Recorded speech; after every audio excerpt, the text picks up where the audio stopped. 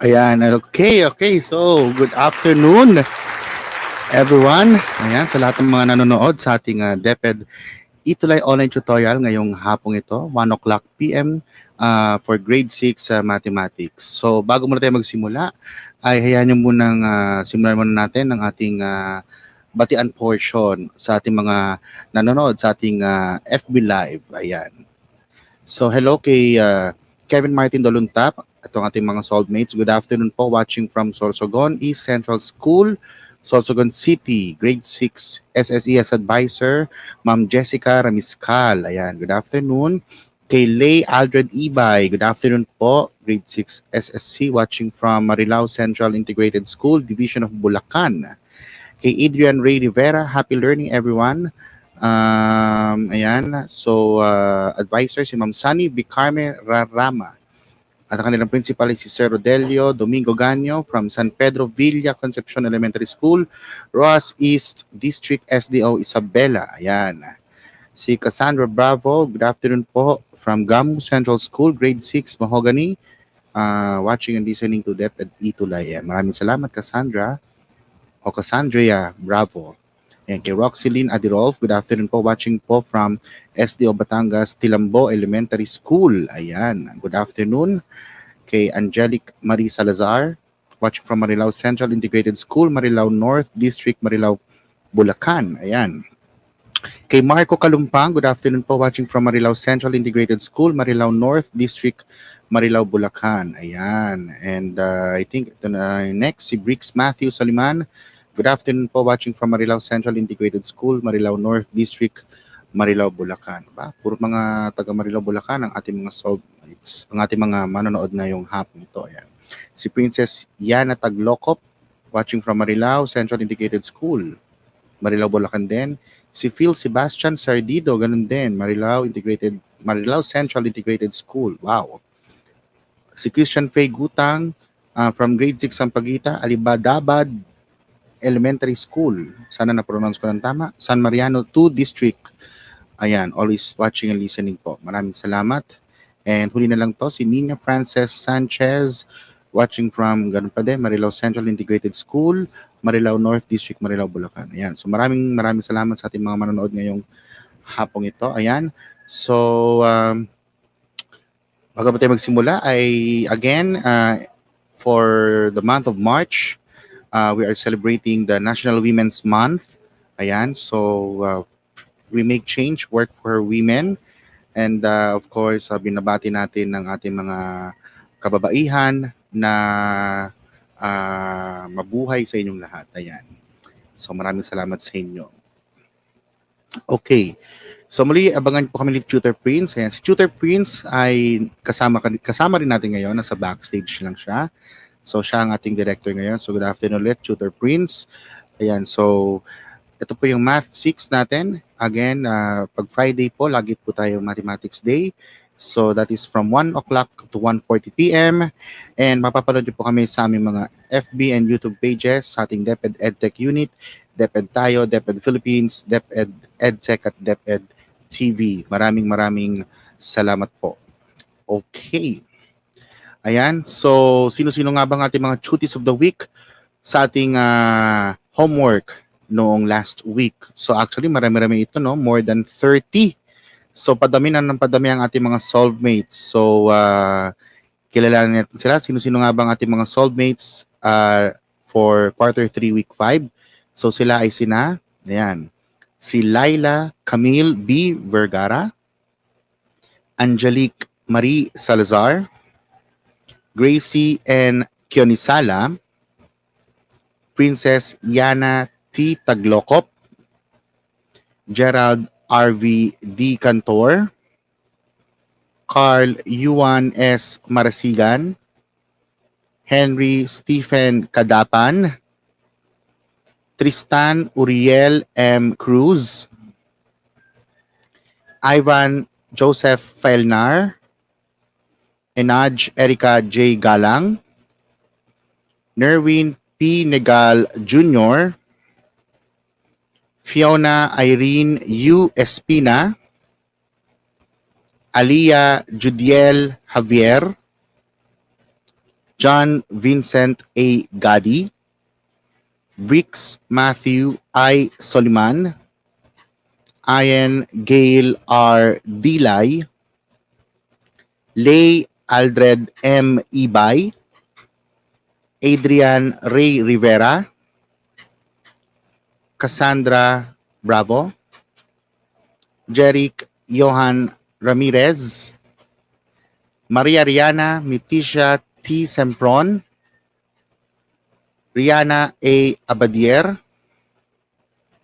Sian Ronald S. Castillo, Arian May B. Zacarias, Roxy Rihanna R. Dugan, Alessandra Elish Amurao, Jeremy Lynn A. Gauma, Ziljan Evans G. Ofrasio, Gwyneth Angeline L. Tolentino, Lorraine Jewel Damitan, Alessandro Sandoval, and Carl Dominic U. Baliwas. So, more than 30 ang ating mga soulmates. So, binabati ko kayo ng congratulations for a job well done. Ayan. Okay. So, to start our lesson for this afternoon, we have Quarter 3 Mathematics 6, Week 6, Finding and Solving Routine and Non-Routine Problems involving area of composite figures formed by any two or more of the following. So, you have the triangle, square, rectangle, circle, and semicircle. So muli, kami ni Tutor Prince ang makakasama ninyo ngayong hapong ito. Okay, so again, special thanks to the division office for lending us our module that serves as our reference for our afternoon session today. Ayan. So maraming salamat po sa inyo, mga ma'am and sir, sa ating development team. Ayan po. Okay, so what are the objectives of the lesson? So after this session, you're expected to find the area of composite figures formed by any two or more of the following. You have the triangle, square, rectangle, circle, and semicircle. Also, you have to solve routine and non-routine problems involving area of composite figures formed by any two or more of the following. So you have the triangle, square, rectangle, circle, and semicircle. Ayan. Okay. So let's start with our first lesson, area of composite figures. So how do you find the area of composite figures? Having two or more of the following. You have the triangle, square, rectangle, circle, and semicircle. So to start off, let's have first the definition of terms. So we define again area. So just a quick recap. So when you say area, it is the amount of space occupied by a two-dimensional figure. So yung ating mga plane figures, yung space na na-occupy nito, ang tawag po natin doon ay area. And of course, area is in terms of square units. So whenever we solve for the area, we have to put the word square, like square meters, square centimeters, square inches, square feet, and the like. Okay. Next, composite figures. So when you say composite figures, it is a two-dimensional figure made up of basic two-dimensional shapes such as triangles, rectangles, circles, semicircles, etc. Ayan. So yun yung ibig sabihin ng composite figures. So binubuo ng two or more two-dimensional shapes. Ayan. Okay. So let's have a quick recap. So using the formula, if you can still recall the formulas in finding the area of the following figures. So would you mind to find the area of the following figures shown on your screens right now? So you have three items there. So kindly put your answers in our chat box. Yeah, so hopefully ay natatandaan nyo pa ang pagkuha ng area ng plane figures. So remember again to put the word square in order to find the area, like square centimeters, square inches, square feet, square centimeters. Ayan. So actually, I am seeing on the comments for number one, your answer is 64 centimeters. So again, please do put the word square in order to find the area of the plane figure. Ayan. So nakita ko si Henry Stephen. Ang sabi niya, number one, ang bilis niya. Ha? Number one is 64 square centimeters. Number two is 32 square meters. And number three, we have 36 square centimeters. Okay, so same lang din ang sagot ng iba. Ayan, so naglagay na kayo ng square. Very good. So dapat tatanda natin lalagyan na ng square. Ayan, si Carl, si Kevin Martin, ayan, si Gwyneth, ayan, 64 square centimeters. Okay, so let's see. Let's try to answer the following. So for number one, you're given a square. So as we recall, the area of square. So the area of square is side times side or simply side squared. So we get the area by multiplying 8 centimeters by itself. So 8 centimeters times 8 centimeters. So 8 times 8 is 64. So we have 64 square centimeters. So the area for number one is 64 square centimeters. Okay? Bibilis yung magsagot na. Very good. So for number two, you are given a rectangle. So for the rectangle's area, we have to find the area by just simply multiplying the length by the width. So that's L times W or simply LW. So that is, the length is 8 meters and the width is 4 meters. So we have 8 meters times 4 meters. So 8 times 4 is 32. So we now have 32 square meters. Okay, that is correct. And lastly, for number three, you're given a triangle. So if you recall the area of triangle, so that is just 1/2 multiplied by by the product of the base and the height. So the base and the height, so denoted by B times H. So we have 1/2 times B times H. So we now have 1/2 multiplied by the base is 6 centimeters and the height is 12 centimeters. So we now have 1/2 times 6 centimeters times 12 centimeters. So we therefore compute for the product. So we multiply 6 by 12. So 6 by 12 is 72. So we now have 1/2 multiplied by 72 square centimeters. And if you simplify that, 1/2 of 72 is 36 square centimeters. So the area of the triangle is 36 square centimeters. Okay, very good. Grade 6 students, you all got the correct answers. Very good. Ayan. Okay, so let's now proceed to the formulas. So again, for a quick recap of the formulas, for finding the area of plane figures, so you have the following. So you will be using them in order to find the areas of composite figures later on. So just a quick recap. So for rectangle, again, the area of rectangle is, you have length times width. So area is L times W. For parallelogram, you're given the base and the height. So we have area equals to B times H, or base times height. Okay, for trapezoids area, so for the area of the trapezoid, so again, you have area equals to 1/2 multiplied by the sum of the bases, A and B. So we have A plus B, then multiplied by the height of the trapezoid, which is H. So that's 1/2 times the sum of the bases times the height. Next, for the triangle, as we had earlier, so we have 1/2 times base times height. Then we have for the square, so we have side times side, or simply side squared, or S squared. And we have also circle. So circle's area, given the radius, is denoted by area equals to pi r squared. So usually we use pi equal to 3.14. And again, you'll be using the pi r squared if and only if you're given the radius of the circle. But if the given is the diameter, you just simply get half of it to get the radius. So that is, we get half of the diameter to get the radius, and then you just simply substitute the radius to our formula. And you have the last one, semicircle. So from the prefix itself, semi means half.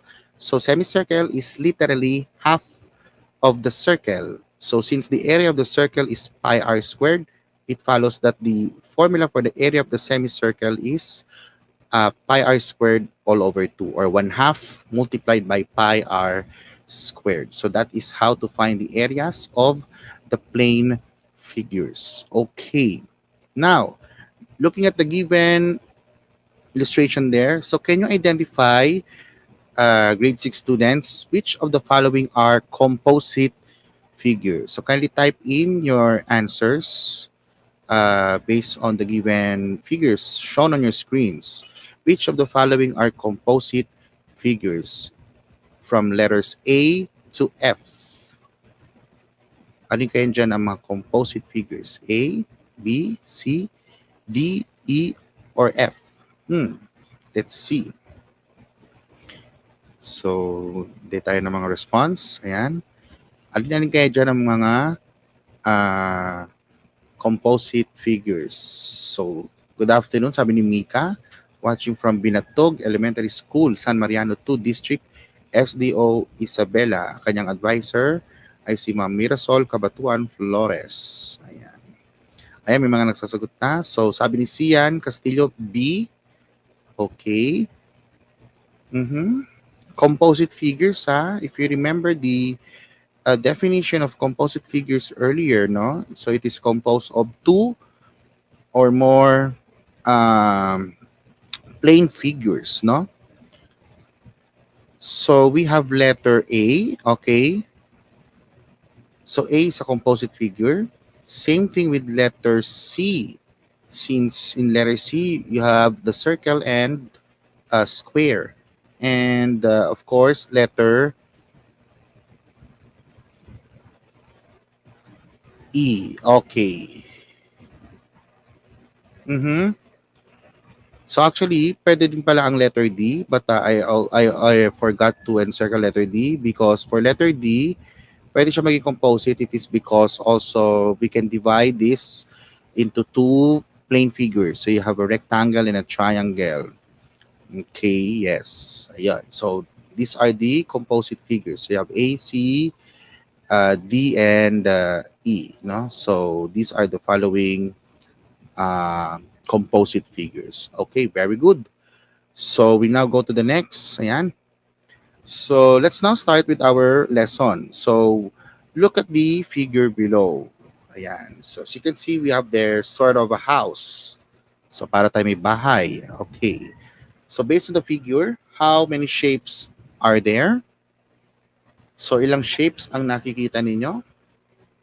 So based on the figure, there are two shapes in the figure. Ayan. So meron tayong dalawang shapes. And since we have two shapes, what are those shapes shown in the figure? Ano yung dalawang shapes na nakikita ninyo sa figure? Ayan. So we have, of course, the shapes in the figure are square and triangle. Ayan. So you have square and triangle. Okay. So now, how do we find the area of that entire figure? So this is an example of composite figures. So again, remember these composite figures. These are figures that can be segmented into two or more of the basic shape. Ayan. So tandaan nyo po yan. Binubuo siya ng two or more plane figures. Okay, so to find the area of each shaded region, we will consider that all angles marked with perpendicularity symbol, of course, are right angles. So, in other words, if you see that symbol, yung ganyan, that means that is a right angle. Or the angle measures exactly 90 degrees. So again, we can separate the figures into two, a triangle and a square. So, mangyayari, ayan, magiging ganyan. So, pinaghiwalay natin silang dalawa. So, we have the triangle and the square. So, notice that once we separate the triangle and the square, so notice that in the given triangle, we have the base and the height. So the base is 7 centimeters. Saan nanggaling yung 7 centimeters? So nanggaling siya dun sa ating side ng square, no? Which is 7 centimeters. And of course, the given height of the triangle is 8 centimeters. And of course, we have the square with a side of 7 centimeters. So we will find out what will be the area of that figure, of the shaded region. Okay, so let's find the area of each figure. So let's start with the area of the triangle. So the area of the triangle again is denoted by 1/2 times the base times the height. So our given base is 7 centimeters and the height is 8 centimeters. So from that, we will be having area equals to 1/2 times 7 centimeters times 8 centimeters. And from that, we multiply 7 and 8. So 7 centimeters times 8 centimeters is 56 square centimeters. So again, we have to put the word square in our units since we are getting the area. So that will be 1/2 multiplied by 56 square centimeters. And 1/2 of 56 is 28. So therefore, the area of the given triangle is 28 square centimeters. And that's the final, sorry, that's the area of the triangle. That's not yet the final answer. Next is we get now the area of the square. So the area of a square, of course, you have the formula. Area equals to side times side or side squared. And from that, we have 7 centimeters as our given side. So we have area equals to 7 centimeters times 7 centimeters. So 7 times 7 is 49. And therefore, we have an area of 49 square centimeters. So that's the area of the square. As since we have to get the entire area of the given composite figure, which composes of the triangle and the square. So what we will do? So we just get the total area of the whole figure. So that is the area of the triangle, which is 28 square centimeters, added by the area of the square, which is 49 square centimeters. So we add 28 and 49. What will be the result? The result is equal to 77 square centimeters. So therefore, we can now say that the area of the given composite figure is 77 square centimeters. Ayan, very good. Ang gagaling ng ating mga kids. Ayan, so nakita ko mga nagsasagot. Ayan, so nakita kong una nagsagot ng 77 ay si Henry Stephen Kadapan. Ayan, sinundan ni na Cassandra Bravo, ni na Eliza Jane, ayan, si Ivan Joseph, very good. Si Leticia, ayan, very good. Si Nerwin, ayan, okay. And si Carl Dominic. And si Sean Austin Giliano, Hiwatig. Very good. Okay, so let's have the next one. Let's now try to find the area of this composite figure. Ayan, so as you can see, how will you determine the area of that figure? Okay, so you analyze. How do we get the area of that figure? Ayan. So hopefully you are seeing it right now on your screens. So what will be the area of that composite figure? Okay, so to solve for the area, you will do the following. So we can divide the figure into 3 rectangles. So paano yon? So from that, so we can divide the figure into 3 rectangles. So we have 2 rectangles that measures 7 feet by 4 feet. That is denoted by A and B. And the other one with measures 8 feet by 4 feet denoted with rectangle C. So it will be look like this. Ayan. So ganyan ang mangyayari. Okay. So ngayon, hinati na natin sila into 3 rectangles. So again, rectangles A and B are 2 rectangles that measures 7 feet by 4 feet. And the other one, which is rectangle C, measures 8 feet by 4 feet. Okay, so nagtataka kayo, sir, saan po nakuha yung 8 feet? Bakit po naging 8 feet po? At bakit naging 4 feet yung width ng rectangle C? Kasi it came from the fact that since we divide the entire composite figure into 3 rectangles. So the total here is 16 feet.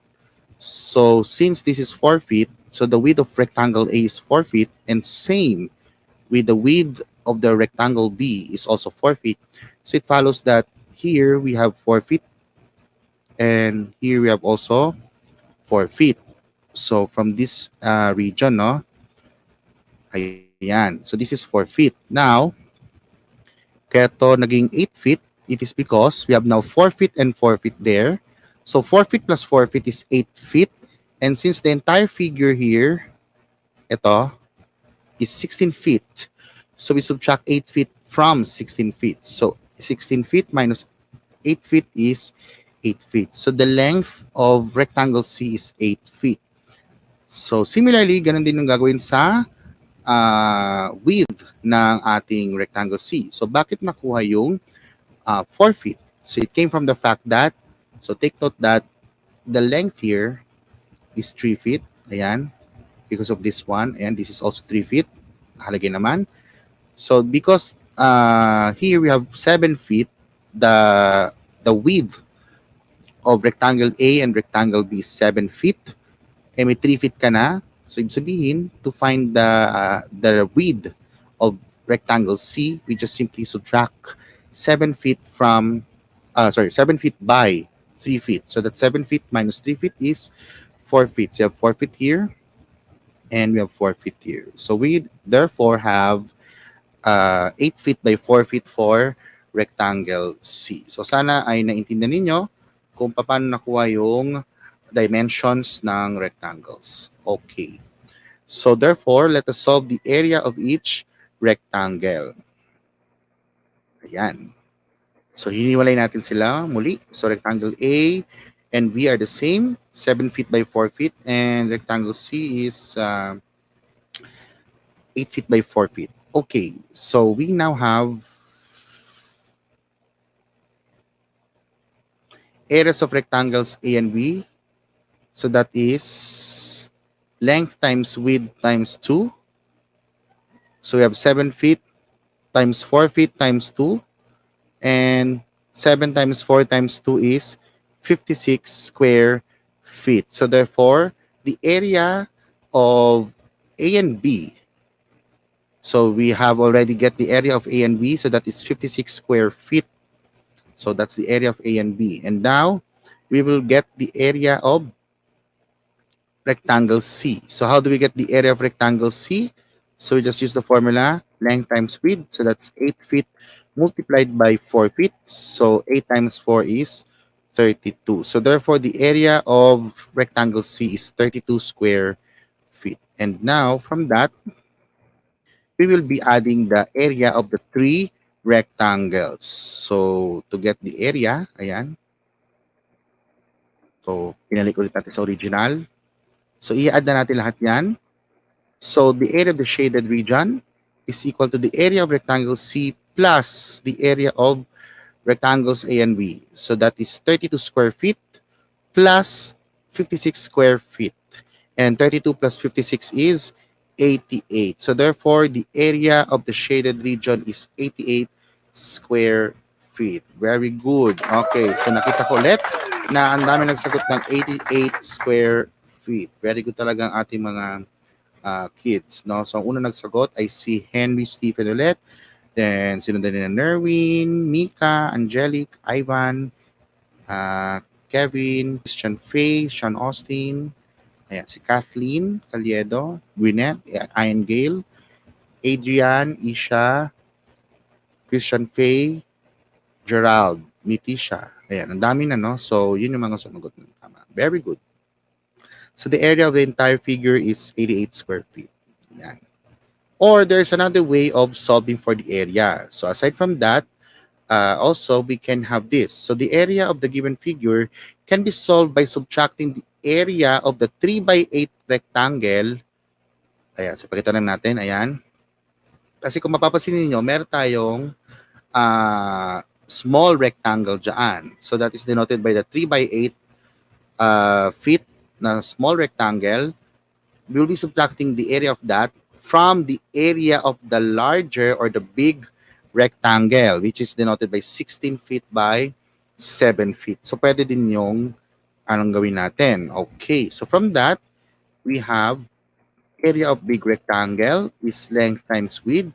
So, since the length of the big rectangle is 16 feet and the width is 7 feet, so that is 16 feet by 7 feet, and that is 112 square feet. So, that's for the big rectangle. And next, we have the area of the small rectangle. So we have the length 8 feet and the width 3 feet. So that is 8 feet multiplied by 3 feet. That is 24 square feet. And that will be your area of the small rectangle. And then from that, to be able to get the area of the shaded region, we just simply subtract the area of the big rectangle by the area of the small rectangle. So that is 112 square feet minus 24 square feet. And the answer will be 88 square feet. And that is the correct answer. So still, you have the same answer as what we had earlier. Okay. So pwede nyo rin gawin yung ganyang technique. So it's up to you whether you want it separated into 3 rectangles or you will be having like that. You subtract the area of the big rectangle by the area of the small rectangle. So it is up to you, no? Kung ano mas convenient. Pero syempre, kung convenience ang pagpipilian, mas madali ito, no? Kasi we have to get the areas of 2 rectangles only. Unlike earlier, we have 3. Okay, so let's have another one. Find the area of the shaded region. So again, since you have there a circle, we will be using pi equals to 3.14. Okay, so obviously, as you can see, we are given there 2 plane figures. We have the circle and a triangle. So how do we get the area of the shaded region? So when we talk of the shaded region, we have there the gray one. So yung naka-shade ng color gray, ha? Okay, so paano natin kukunin yung area niyan? So again, we have a triangle and a circle. So we get the area of the triangle and circle. So for the triangle, we have the base of 10 decimeters and a height of 12 decimeters. And for the circle, we have the the radius rather. We have the radius of 3 decimeters. So let's get their areas. So area of the triangle first. We have again 1/2 times base times height. So that's 1/2 multiplied by 10 decimeters by 12 decimeters. So that's 1/2 multiplied by 10 times 12 is 120. So that's 1/2 of 120.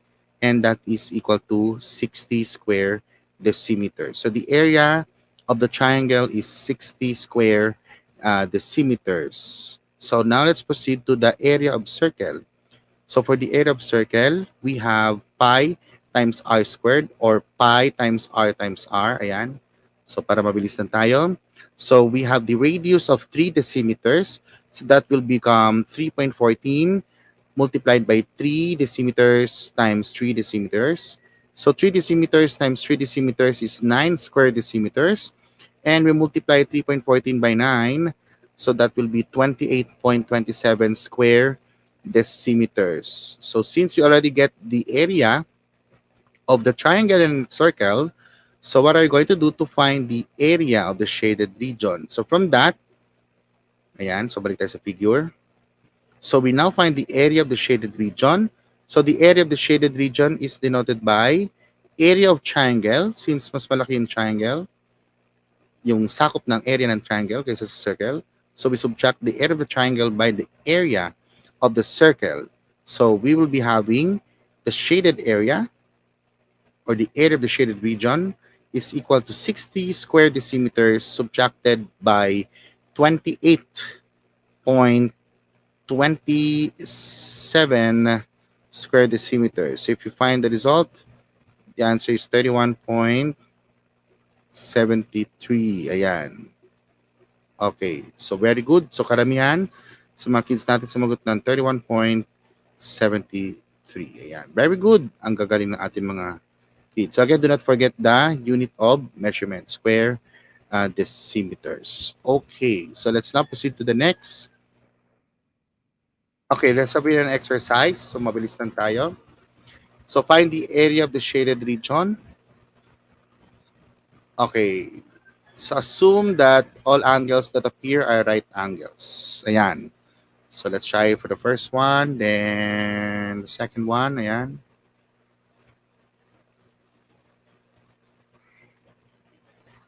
Okay, so how do you find the areas of the shaded region for the first one and the second one? Okay, sino kaya ang makapagsosolve?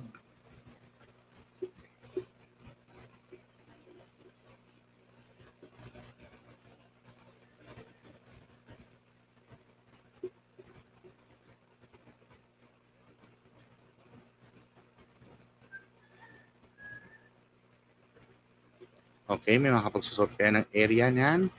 So we have there the first and the second one.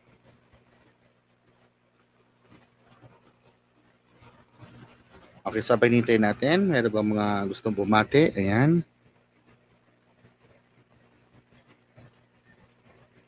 Okay, so wala na. Natabunan na ating comment, ang ating chat box. So sabi ni Kevin Martin, 54 square meters ang first.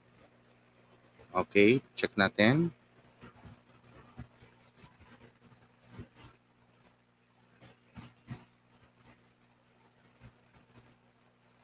Okay, hindi nung answers nung iba. 54 square meters, sabi ni Gwyneth. Ayan, sa una. Ganun din kay Nerwin, 54 square meters. Okay, so first, notice that we have there. Okay, actually at first glance, pwede na natin siyang sabihin na trapezoid, no? But for the sake of the lesson, let's have the division of figures. So we have there the square, or a square, and two triangles here. So this is 6 meters, since you have there 6 meters. And also 6 meters here and 6 meters here. So meaning this entire thing, so we have 12 meters here. So that's 12 meters subtract by 6 meters is 6 meters. And then since nahati sila sa dalawa, so we divided by 2. So this is 3 meters. So we have composed of two triangles and square. So we can say that to get the area of the shaded region, we just add the area of the square by the area of by two times the area of the triangles, right? So we have the area of square, so that's 6 meters squared, then added by 2 times the area of the triangle is 1/2 times the base times the height. So the base is 3 meters and the height is 6 meters. So 36 square meters here, since 6 times 6 is 36. Then we have, okay, so we multiply 2 by 1/2, so we cancel the 2 and 2 here. Then we now left with 3 meters by 6 meters. So 3 times 6 is 18. So 36 square meters plus 18 square meters is 54 square meters. But actually, kung napapansin niyo yung first figure, pwede siyang trapezoid. Kasi the entire figure is a trapezoid mismo, di ba? So we can also apply the formula of trapezoid. So the formula of trapezoid's area is 1/2 multiplied by the sum of the bases. So we just have 6 meters plus 12 meters multiplied by the height of the trapezoid, which is 6 meters. So 6 plus 12 is 18. So we have 1/2 times 18 meters times 6 meters. So 18 times 6 is 108. So 1/2 multiplied by 108 square meters. Still, our answer is 54 square meters. So tama yung ating first answer. Very good. Sa mga sumagot ng 54 square meters. Next daw, ang sabi ng karamihan, ang second figure daw ay 49.04 square meters. Let's see. So to find the area of the shaded region, so we just have a shortcut. So we get first the area of the circle minus the area of the square, since the circle is bigger than the square. So to get the area of the shaded region, we have to get the area of the circle, which has the radius of 6. So that's 3.14 times 6 squared, or 6 meters squared. Then minus the area of the square. So the side of the square is 8 meters. So we have to square that. So 3.14 times 36, since 6 times 6 is 36. So we now have 24 carry 2, 8, 18. 3 times 4 is 12, carry 1, 4, 9, 4, 10, carry 1, 13, carry 1, 11. So we now have 11, 113.04. So this is 113.04 square meters minus 64 square meters. And if you subtract that by 64, so this is 0, 0. So 0, 4. This is 9. This is 4. Okay, that is correct. So the area is 49.04 square meters. So tama ang sagot ng ating grade 6 students. Very good. Ang gagaling nyo na mag-solve ng area ng composite figures. Okay, so let's now proceed to the next. Solving routine and non-routine problems involving area of composite figures. So let's have this problem. Ayan. So Marie bought 2 leche flan molders. The first molder is a square molder whose side measures 8 inches. The other one is a circular molder with a diameter of 8 inches. How much bigger is the bottom surface of one of the molder than that of the other molder? So since we have a circle there, we will be using pi equals to 3.14. Okay, so how will you solve the problem? So this is already a word problem, no? So do you know which molder is bigger? So alin nga ba yung may mas malaking molder? Yung square molder ba? O yung ating circular molder? So to solve the problem, you'll be answering the following. So again, we apply the steps in solving problems. So first step is to understand. So based on the problem, what is asked? Of course, you're asked to find the difference of the area of the square molder and circular molder. So parang sarap mag leche plan ngayon, no? Tapos isasama yung leche plan sa sahog sa halo-halo bilang magsa-summer na at maintinit ng panahon. Okay. So next, letter B, what are the given facts? So the given facts are 8 inches side measures of the square molder, and then 8 inches diameter measures of the circular molder rather. Okay. So we now have to go to the next step. We have step 2, we have the plan. So what is our plan to solve the problem? So what formula are you going to use? So the formula that you're going to use is, of course, the area of the circle and the square. Ayan. So to solve the problem, we have to show your computation. And for that, we first make an illustration of each, then compute the areas. So kung i-visualize niyo yung figure, ganito ang magiging itsura niya. So based on the problem, we have the square molder and a circular molder. So the bigger one is the square molder, of course. So nasa loob niya yung circular molder. Ayan. So we have 8 inches. So how do you find the area of that? Ang hinahanap daw natin ay yung difference silang dalawa, no? So to solve the problem, we have to get the area of the square. So the area of square is side times side. So we have 8 inches times 8 inches. So 8 inches times 8 inches is 64 square inches. So that's the area of square. Then the square letter plan is larger by about, of course, we find the areas. Sandali, ba't nawala yung circle? Oops, I think I forgot to include the slide, the area of the circle. Pero tama ang sagot nyo, 13.76. Sige, solve natin yung circle. So, paano ba nakuha yung area ng circle na 50.24? So, that is pi r squared. So, that's 3.14 multiplied by, okay, since ang diameter ng molder ay 8, so we'll get the radius. I forgot to include that in my PowerPoint. So, that is, we get half of the diameter, 8 inches. So, 1/2 of 8 is 4. So, that will be your radius. So, the radius of the circle is 4. So we now have 4 inches squared. So we now have 3.14 multiplied by 16 square inches. So if you multiply 3.14 by 16, so that should be 50.24. So for formality, let's solve. We will be getting, yes, 50.24.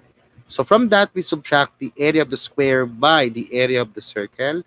So that will be 13.76 square inches. Very good. So the area or the square leche flan is larger by about 13.76 square inches. So tama ang inyong sagot. And of course, the last step is to check. So this is one way to check your answer. So you go back to your computation and check if the given dimension is properly substituted to the formula. Ayan, and let's have the last problem before we end. Ayan. So let's have this. A floor is a rectangle that is 80 feet by 40 feet with a semicircle at each of the short sides. So what is the area of the floor? Ayan. The area of the floor. Ayan. Okay. So ano nga ba ang pagkuha ng area? So again, we apply the 4 steps. So first step is to understand what is asked in the problem. So you're asked to find the area of the floor. Ayan. Then letter B, what are given? Of course, you're given a rectangle that is 80 feet by 40 feet and the 2 semicircle at the short sides. Ayan. So may dalawang semicircle tayo ha, and rectangle. And then from that, we're going to plan. Anong formula ang gagamitin natin? So we'll be using the formula in finding the area of rectangle and circle. Okay, so bakit nga ba circle? Ba't hindi semicircle? O malalaman ninyo maya-maya lamang. Okay, then step 3 is to solve the problem. So again, you show your computation. So for that, you have the solution. Make an illustration of the problem. So yun ang itsura ng ating problem. So notice that we have a rectangle floor. It is made up of rectangle, 80 feet by 40 feet, and 2 semicircles on each of the short sides. So since we have a semicircle and the diameter of the semicircle is 40 feet, therefore, we get half of it so that we'll be able to find the radius of the semicircle. And the radius of the semicircle is 20 feet. Okay, so 20 feet. Now, from that, we analyze and identify the figures in the problem. The figures that we can easily identify are the rectangles and the 2 semicircles. So take note, dalawa yung semicircles natin. Yung isa sa left, yung isa sa right, di ba? So from that, we'll be finding the area of each figure. So we start with the area of rectangle. So the area of rectangle is length times width. So we multiply 80 feet by 40 feet. So we have 80 times 40. That's equivalent to 3,200 square feet. So that's the area of the rectangle. And next, we get the area of the 2 semicircles. So take note of this. We will be combining the 2 semicircles. So pag kinombine mo yung dalawang semicircles, pag pinagsama mo sila, 1 semicircle and another semicircle, pag pinagkabit nyo, makakabuo tayo ng isang circle. Kaya, gagamitin na nating formula ay yung formula ng area ng circle. So that will be area equals to pi r squared. So since our radius is 20 feet, it follows that we have 3.14 multiplied by 20 feet by 20 feet. Okay. Kevin Martin J. Daluntap is also one of our soulmates for week 5. Sige po, i-include na lang po natin siya next meeting. Ayan. Sorry for that, Kevin. Ayan. Thank you po. Okay, so we have the area, 3.14. We multiply 20 by 20. That is 400 square feet. So 3.14 by 400, that is 1,256 square feet. And then from that, we'll be able to find the total area of the floor. How will you solve for that? We will combine the area of the rectangle and the combined semicircles. So we add 3,200 square feet by 1,256 square feet. So if you combine the two, the sum is 4,456 square feet. So from that, we will be able to find the total area of the floor, and that is 4,456 square feet.